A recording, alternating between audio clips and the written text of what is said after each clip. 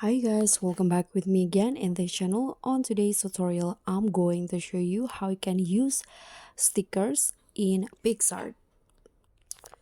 So if you want to edit your photos using stickers on PicsArt, you just need to add it into PicsArt. Open your photo into PicsArt just like this.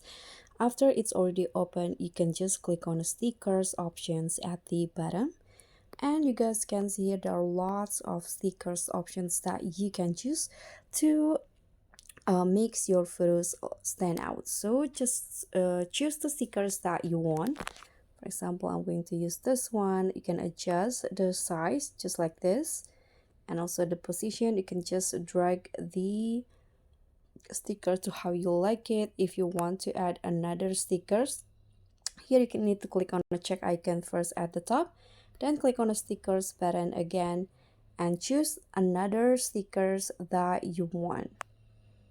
So just tap on a sticker, and here again you can adjust the size and also rotate it like this and put it anywhere you like. So if you're satisfied with the result, you can click on the check icon and click on the arrow down to save the photo.